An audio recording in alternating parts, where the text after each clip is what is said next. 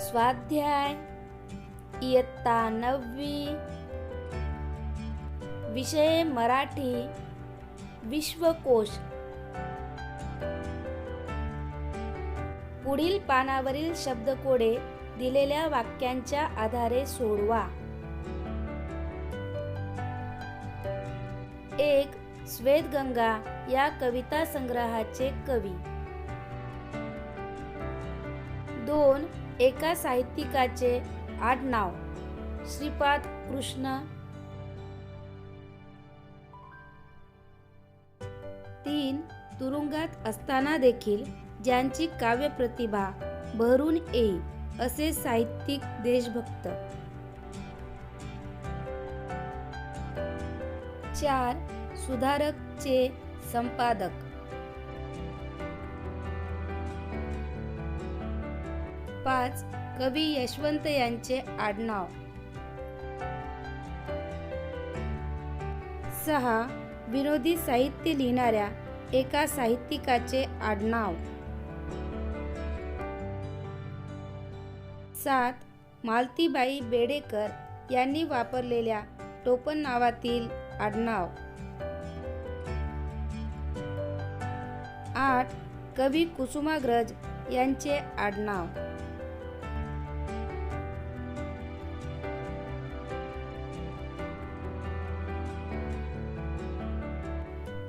1. श्वेतगंगा या कविता संग्रहाचे कवी करंदीकर. 2. एका साहित्यिकाचे आडनाव श्रीपाद कृष्ण कोलटकर. 3. तुरुंगात असताना देखील ज्यांची काव्यप्रतिभा बहरून येई असे साहित्यिक देशभक्त सावरकर. 4. सुधारक चे संपादक आगरकर.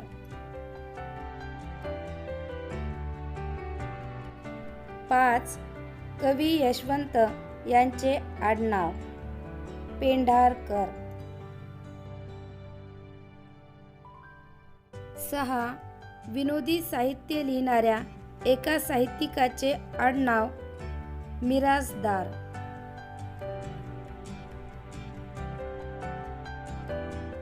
7. मालतीबाई बेडेकर यांनी वापरलेल्या टोपण नावातील आडनाव शिरूरकर. 8.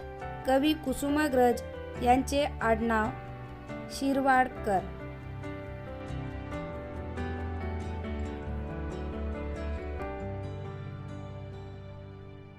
प्रश्न पहिला, टिपा लिहा.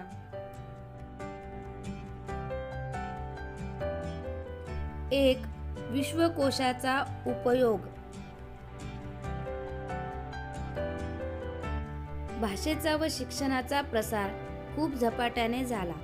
औद्योगिकीकरणामुळे समाजाच्या वैज्ञानिक व तांत्रिक गरजा वाढल्या. विविध प्रकारचे शब्द अस्तित्वात आले व भाषा समृद्ध झाल्या. यंत्रयुगातील व विज्ञान युगातील माणसाला आपले ज्ञान विश्वव्यापी व अद्ययावत करण्यासाठी विश्वकोशाची गरज निर्माण झाली. मानवीय विद्या, विज्ञान व तंत्रज्ञान यातील सर्व संग्रहित विषयांची माहिती व ज्ञान विश्वकोशात समाविष्ट असते. मुख्य विषय व त्याच्या संलग्न विषयांचे ज्ञान मिळवण्यासाठी विश्वकोशाचा उपयोग होतो.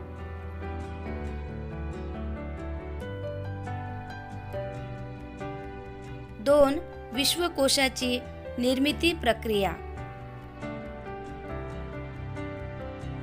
विज्ञान व तंत्रज्ञान व इतर सर्व विषयांचे अद्ययावत ज्ञान संकलित करण्यासाठी विश्वकोशाची निर्मिती झाली. प्रथम विषयवार तज्ज्ञांच्या समितीची रचना करण्यात आली.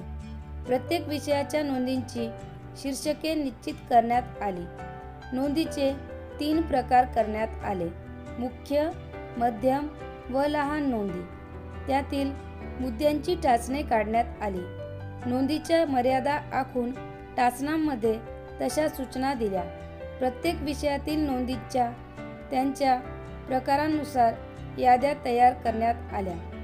आकारविल्ल्यानुसार या याद्या क्रमवार लावण्यात आल्या. अशा प्रकारे 1976 साली महाराष्ट्र राज्य साहित्य संस्कृती मंडळाने मराठी विश्वकोशाचा पहिला खंड प्रकाशित केला. आतापर्यंत विश्वकोशाचे 18 खंड प्रकाशित झाले आहेत.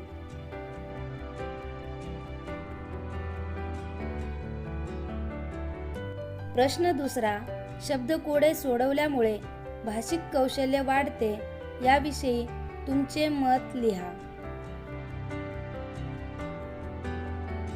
विविध मासिकांमधून, वर्तमानपत्रांमधून पुरवण्यांच्या द्वारे शब्दकोडी सर्रास दिली जातात. शब्दकोडे सोडवल्यामुळे अनेक जुने नवे शब्द कळतात. आपली शब्दसंपत्ती वाढते. त्यामुळे बुद्धीत भर पडतेच, पण आपल्याला शब्दांच्या अर्थछटा माहीत होऊन आपले ज्ञान वाढते.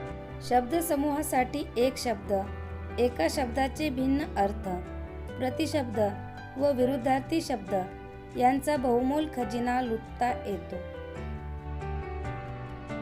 उदाहरणार्थ, जंगल या शब्दाला अरण्य, रान, वन, कानन, विपिन असे पर्यायी शब्द कळल्यामुळे आपण शब्दसंपन्न होतो.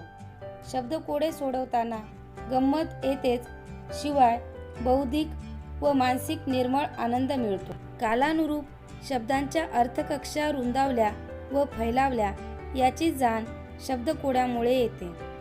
अशा प्रकारे शब्दकोडे सोडवल्यामुळे भाषिक कौशल्य वाढते.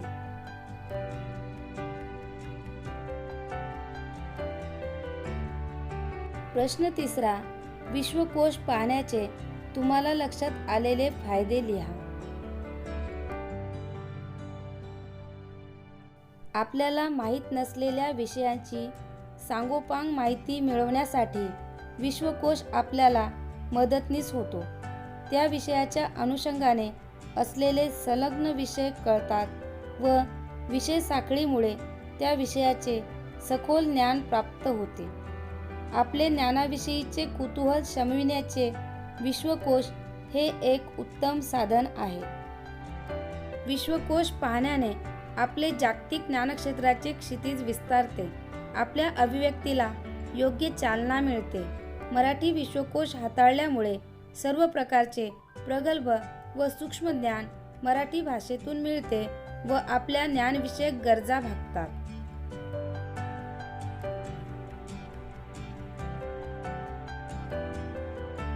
प्रश्न चौथा, केशभूषेचे उद्देश सांगून त्यात कोणत्या गोष्टींचा अंतर्भाव होतो ते स्पष्ट करा. मोकळे केस इतरांना दिसू नयेत म्हणून पुरातन स्त्रियांनी केशबंधनाची कल्पना राबवली असावी. या कल्पनेतून केशभूषेचा उगम झाला असावा. लेण्यांमधल्या शिल्पकृतीत आढळणाऱ्या स्त्रियांनी केलेल्या प्राचीन केशरचनांचे अनुकरण भारतीय स्त्रिया करताना आढळतात. केशभूषेचा मुख्य उद्देश हा आकर्षकता व सौंदर्य वाढविणे हा आहे. सामाजिक संकेतानुसार प्रतिकात्मक केशभूषा करणे हा केशभूषेचा सामाजिक उद्देश ठरतो. केशभूषेत केस कापणे, नीट करणे, विंचरणे, कुरळे किंवा सरळ करणे या गोष्टींचा अंतर्भाव होतो.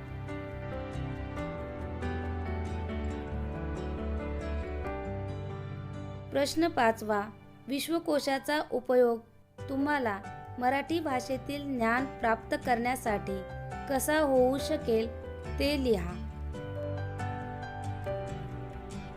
मराठी भाषेतील कोणत्याही विषयाचे ज्ञान मिळवण्यासाठी मराठी विश्वकोश हे अतिशय उत्तम साधन आहे. ज्ञान, विज्ञान, तंत्रज्ञान, तत्त्वज्ञान, क्रीडा व कला इत्यादी अनेक ज्ञान क्षेत्रांबद्दलचे आपले कुतूहल पूर्ण करण्याचे कार्य मराठी विश्वकोशातर्फे सुलभ झाले आहे. मराठी भाषेची व्युत्पत्ती, तिचा इतिहास, वेदांपासून ते अद्ययावत साहित्याविषयीची सर्वांगीण माहिती व ज्ञान मिळवणे विश्वकोशामुळे सहज सोपे झाले आहे. मराठी भाषा ही माझी मातृभाषा आहे. तिच्यावर माझे नितांत प्रेम आहे. मराठी भाषेतील प्राचीन काव्य अनेक रचनाबंध समजून घेण्यासाठी मला मराठी विश्वकोशाचा उपयोग होईल. मराठी भाषेतील अद्ययावत ज्ञानाने माझे व्यक्तिमत्व संपन्न होण्यास मदत होईल.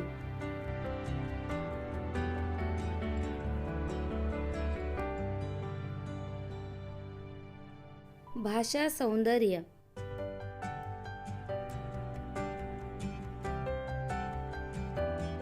खालील कोडे सोडवा व त्याच्या शेवटच्या रकान्यातील वर्णांचे विशेष ओळखा.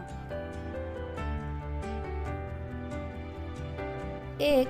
पैसा न देता विनामूल्य. 2. पाणी साठवण्याचे मातीचे गोल भांडे. 3. जिच्यात रेतीचे प्रमाण जास्त असते अशी जमिनीची जात. 4. रहस्यमय. 5. खास महाराष्ट्रीयन पक्वान्न. पोळ्या, मोदक, करंज्या यामध्ये हे भरतात. शब्दकोडे पूर्ण करूया.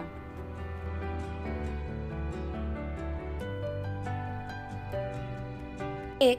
पैसा न देता विनामूल्य फुकट. 2.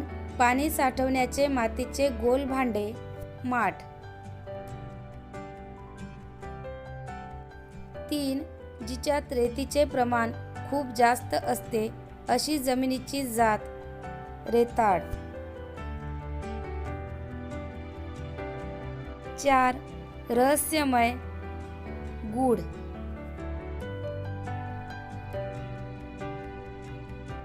5. खास महाराष्ट्रीयन पक्वान पोळ्या, मोदक, करंज्या यामध्ये हे भरतात. पुरण.